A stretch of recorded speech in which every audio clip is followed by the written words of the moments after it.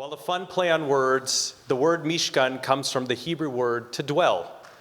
The Mishkan was a portable sanctuary or holy dwelling where in biblical times the Israelites would take with them as they wandered through the desert. While the Mishkan was filled with prayer, it was also filled with beautiful song. For what better way to feel the divine presence, that spiritual connection in our lives, than through the sweet sounds of music? My name is David Rosen, and I am the Senior Cantor and Music Director of Holy Blossom Temple. Tonight's concert is presented to you by the Center for Arts and Culture at Holy Blossom, and it is such a joy and a pleasure to be with all of you here today, both to those of you who have joined us live in person and to all of you who at home are joining us via our live stream. We are thrilled to revitalize our connection with the Glenn Gould School at the Royal Conservatory of Music after an almost 2-year hiatus. The ability to have live music in our lives once again is truly a blessing. And for those of you that may be experiencing that with us tonight for the first time since the beginning of the pandemic, you are really in for a treat. I thought I'd take a moment and just a few reminders about concert etiquette, because it's probably been a while since we've all been out in a concert.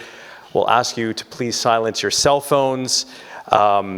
Remember that tonight's performance is being recorded, and it's a very live room, so any noises of shuffling of papers and things like that, if you could do your best to refrain. And of course, if you have to leave to go to the washroom or anything like that, please wait till the movement is finished. Our concert tonight is the beginning of a 3-part series and was made possible by the generous sponsorship of Ken and Deb Snyder. I just want to take a moment to acknowledge both of you. Unfortunately, Deb is under the weather tonight and can't be with us. But Ken, your and Deb's commitment to students at the Glenn Gould School and to your spiritual home at Holy Blossom Temple, we cannot thank you enough for your generosity and support. Thank you.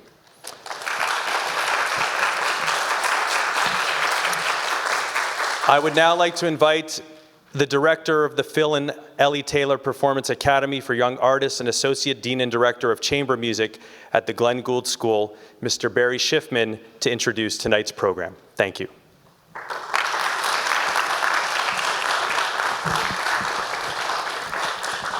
Thank you, Cantor. Welcome, everybody. Wow, so nice to be in a room full of listeners. And nice to be back here at Holy Blossom in this special room. You know, when I got the tour of Holy Blossom, I grew up in this synagogue, and I got the tour of the restoration and renovation that Jack Diamond did. And I saw the fancy atrium, and it looked fantastic, and everybody was excited about it. And then I was brought into this room, and this room has a magic. You know, when you walk in a room, you can hear and you can sense some rooms have a certain magic. You feel that in Kerner Hall. You feel that in this room. There is a real spectacular environment of sound and of beauty. So we're very excited to present in this space. So thank you, Cantor. And I just want to acknowledge also, I see that our dear friend, Cantor Emeritus, Benny Meisner, is with us. So thank you, Benny, for joining us. And I want to echo your kind recognition of our friends Ken and Deb. Thank you to them. They're not only interested in supporting this congregation and bringing people together, but they're deeply interested in the new generation. And they are involved with us at the Conservatory in supporting our young musicians. So thank you, Ken. Appreciate it. Today's program is one of 3 concerts we're presenting this November. And I'll let the musicians describe the music, but let me just tell you a little bit about who these musicians are. So there are 5 musicians today on the program. 4 of them are current students in the Glenn Gould School. One of them a collaborative pianist that we've brought in, Rachel Kerr. Thank you, Rachel, for joining us. The Glenn Gould School is essentially Canada's answer to what we see in Europe and in the US, which are these very highly specialized college programs for training in classical music. Think of the Curtis Institute, the Juilliard School. We didn't have one in Canada. We now do with the Glenn Gould School. We have 130 of really the finest young classical performers of our time. So yes, they're students in that they're going to get a degree when they leave, but no, they are actually all exceptional, professional performing artists, and we are thrilled to present them here and on other stages. So thank you for being with us. Please come back with us on our journey through November on our other programs on the 15th, on the 22nd, and I'll let the musicians describe the music themselves. Thank you so much.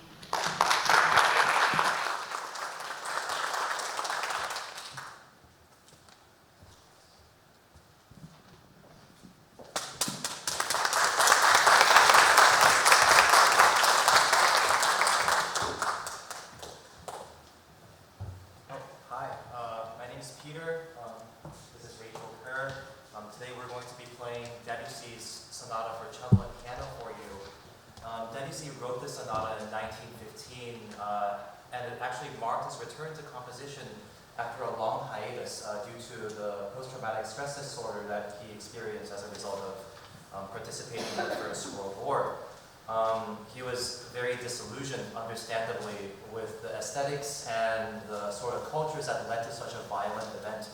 So he viewed the sonata as his return to classicism and classical style, the time when things were simpler. And I like to feel that the sonata itself has this optimism and a sense of triumph, a return to composition, a return to classical music, and it's overall pretty triumphant music. But at the same time, it never manages to forget that it's French. Evoking tons of different characters. Of course, there's a traditional dichotomy of singing versus dancing, but there's also some playing of the flute, some whistling, some plucking of the guitar, maybe even some painting of the waves. He spent a lot of time by the seaside when he was recovering from his PTSD. But at the same time, underneath all of this, it's in D minor, so somewhat a feeling of existential malaise, maybe informed by the fact that he knew he was going to die soon because he had cancer. And those things sort of all come together in this lovely little vignette that is a sonata, Debussy sonata.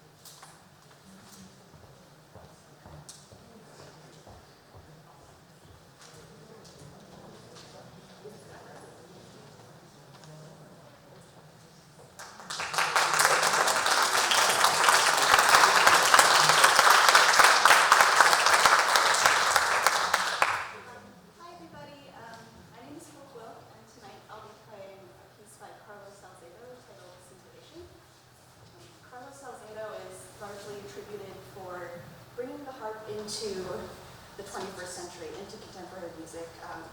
As we all know, the harp is an instrument. It's very beautiful. It's angelic, feminine, and Salcedo kind of said, yes, the harp is all of that, and it's so much more. And he uses a lot of extended techniques that he invented himself. He was a harpist and a composer, and he created the notations so that a next generation of composers could write for the instrument in the music of today. And it's really special to play this piece for you all. I'm going to be playing with my fingernails at some point, and I'm going to be using glissandos, which are typically very seen in a new way that's a lot more melodic and dance-like.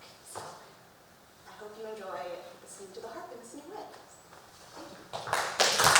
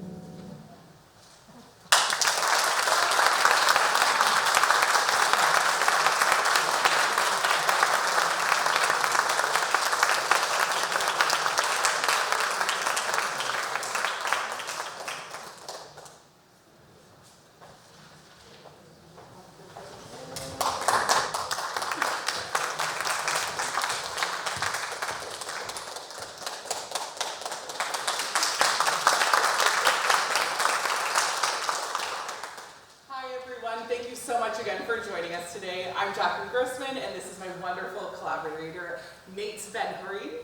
And today we're excited to share 3 pieces with you. The first is a Yiddish song called Oifen Prevechek by composer Mark Warshawski. But today we're sharing an arrangement, a new arrangement by Nate. This is a very famous and popular song for Jewish people about a rabbi teaching children the alphabet and the importance of learning these letters and carrying the weight of what these letters mean to us.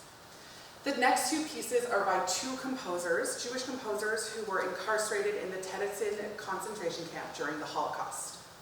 The first is by Victor Ullmann, and it's a piece called Wendla im Garten, or Wendla in the Garden. It's with text from the original Spring Awakening play, or Frühling Erwachen in German, and it explores Wendla's struggle as she comes to terms with her womanhood and her coming of age. This was written prior to Ullmann's time in Tennessee, but while he was there, he created a new arrangement and continued to compose and work on this music. The third piece we'll share is called Všechnoide, which is a Czech piece by a composer named Karel Schwenk. This Karel Schwenk was a composer in Tennessee who had a big part of the cultural life that happened there. Tennessee was a camp that was used as a model camp, meaning that it was shown to show people that life might have not been so bad in concentration camps, which of course we know is false. But it was used to share with people what life maybe looked like. So a lot of wonderful musicians and composers were sent to this specific camp so that when the Red Cross came through, they were able to see that what the conditions might have looked like, a falsehood. This piece, Všechnoide, or Anything is Possible, was also known as the Tennessee Ghetto March, meaning that it represented the hope for a future where the Jewish people were able to leave the ghetto to celebrate their resistance and their survival, and to one day laugh and dance on the ruins of the ghetto. We hope you enjoy.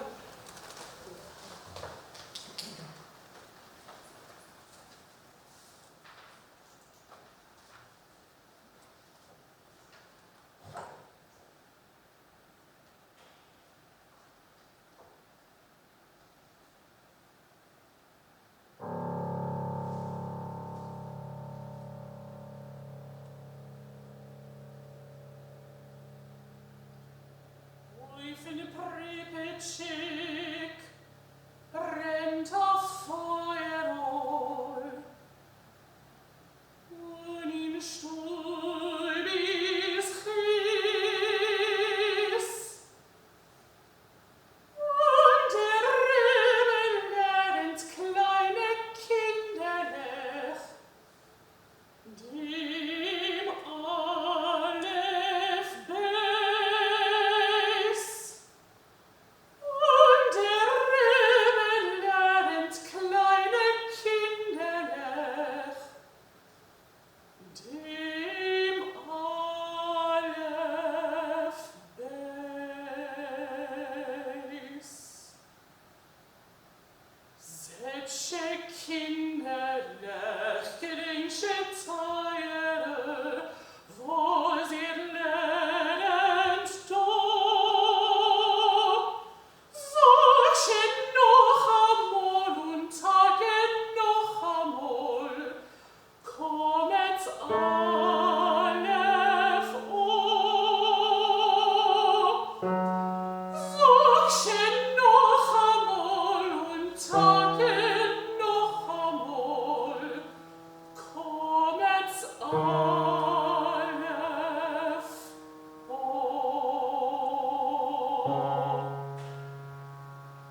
Lernt Kinderlech, hot mit Meure, jeder ohne heimisch will.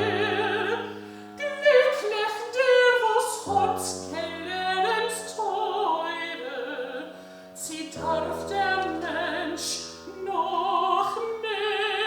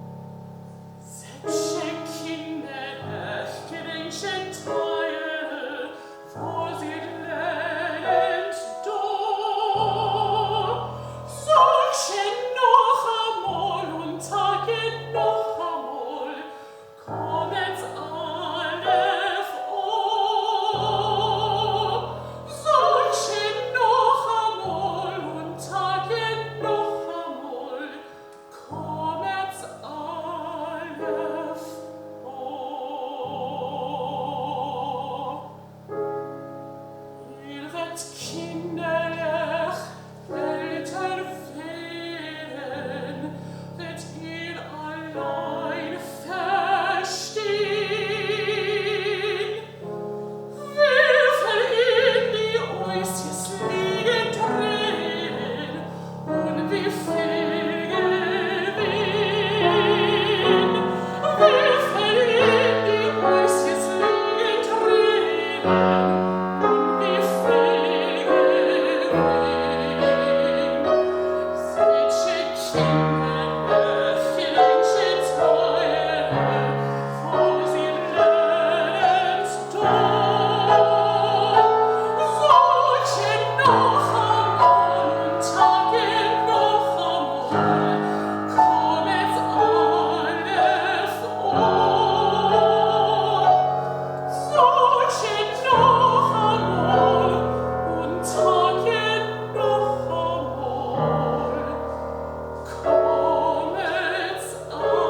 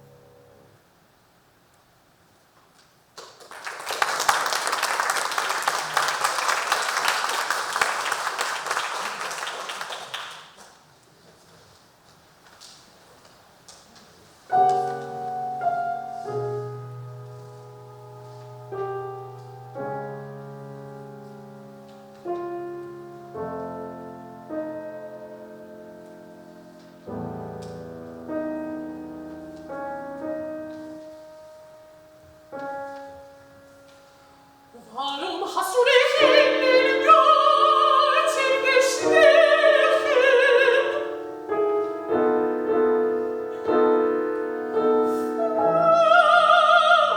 Veilchen suchen.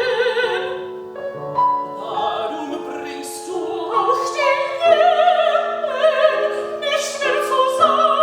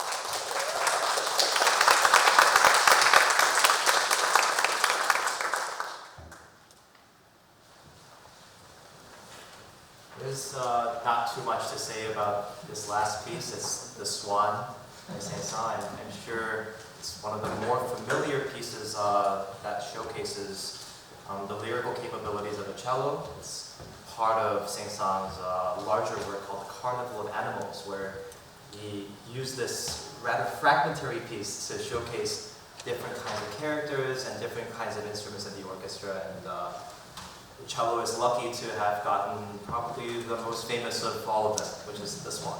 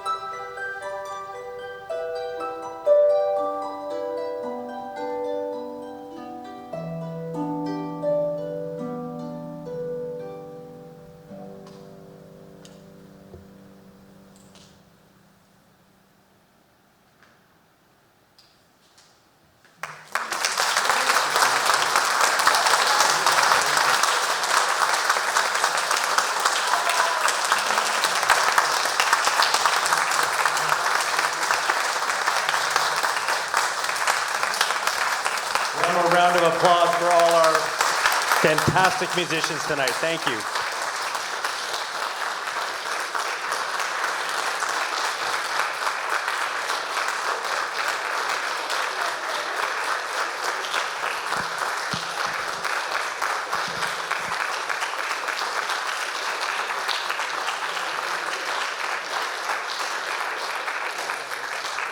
Thank you to each of you for bringing such joy and beautiful music into all of our lives tonight. Thank you. We hope that you'll stick around. While we don't have a traditional, little oneg dessert thing after, you're welcome to mask and mingle a little bit. That's our new terminology, so please feel free to do so in a few moments. A reminder that our series continues the next 2 Mondays on the 15th and 22nd. We'll have more wonderful performances from the Glen Gould School. And very special on Monday, November 29th, our second annual interfaith concert, Gifts of Light. We have a wonderful star-studded cast that will be joining us as we honor our Indigenous community and raise money for the Anishinaabe Health Foundation. So I hope you'll join us for that very special event on November the 29th. I've also been told that our gift shop is open. So if you want to do some early Hanukkah shopping, feel free to go downstairs and do that. And a special thank you to our wonderful staff who helped to put tonight together. Our tech team, Deanna Levy on the camera, thank you. And this is just a taste of what is to come, these wonderful musical performances. Thank you all for being here tonight, and of course to you at home. And we'll see you next Monday in the Mishkan. Thank you.